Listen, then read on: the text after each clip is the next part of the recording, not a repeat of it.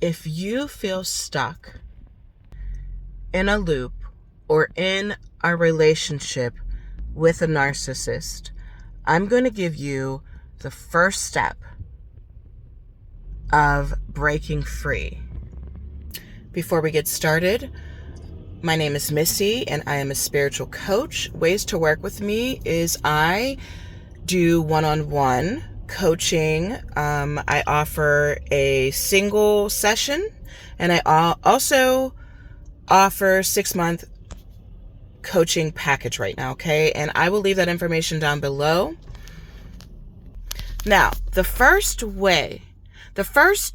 thing that needs to happen when you feel stuck in a loop is to get sober, okay?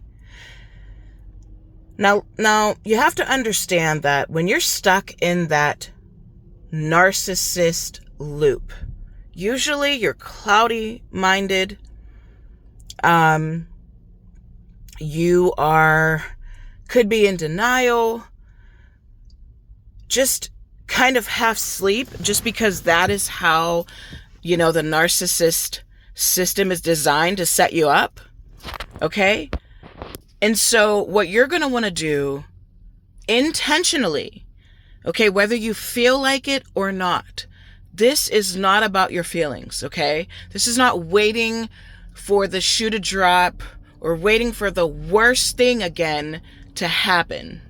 This is you making the decision to interrupt the fog and to get sober. And here's how you're going to do that, okay? The first thing is understand what you're dealing with. See what you're dealing with for what it is. Take it for what it is and not what the narcissist conditioned it to be, okay?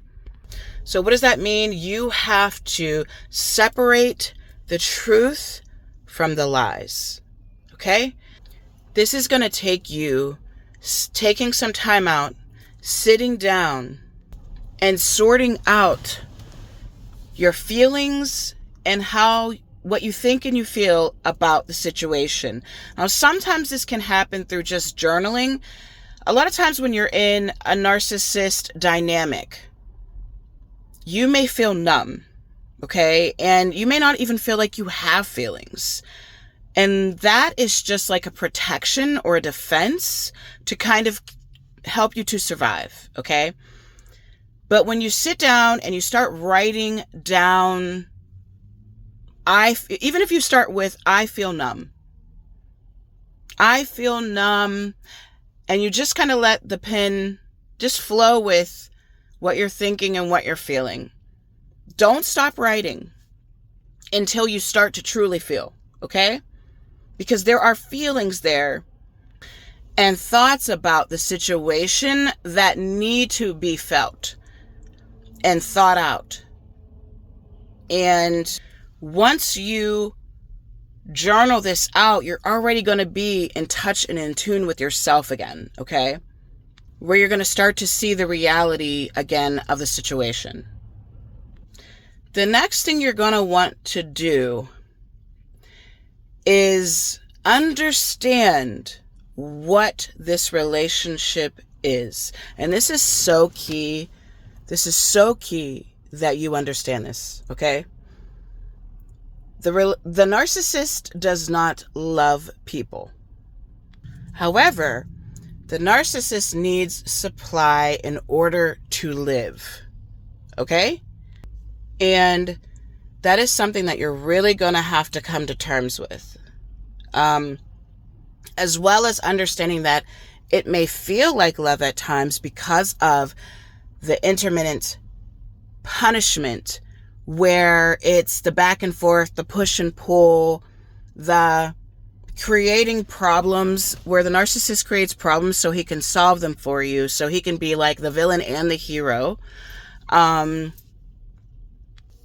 It's a trauma bond.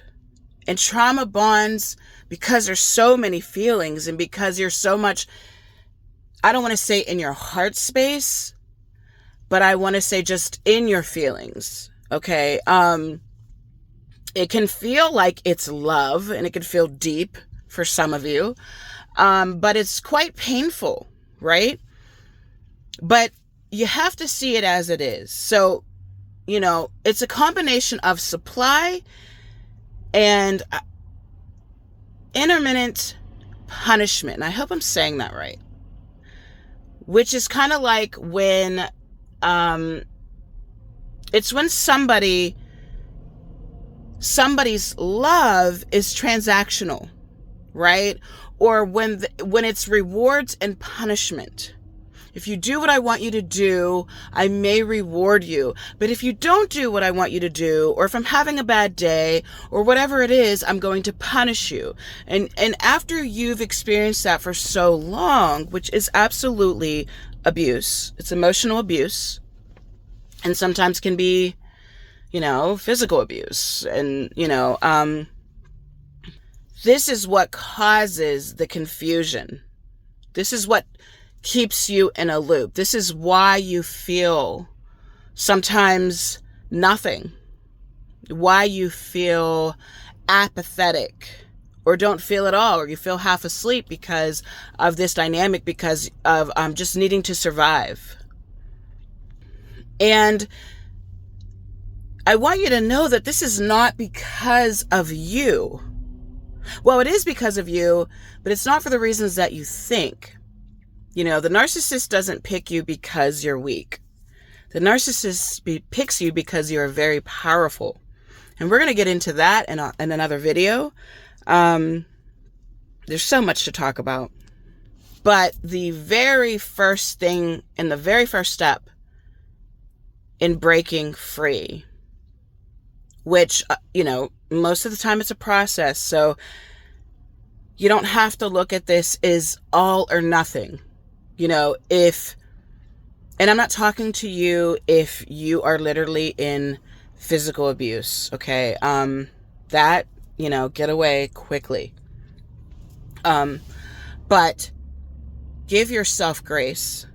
Give yourself grace and have this process takes incredible self-compassion, not shaming and guilt and horrible judgment.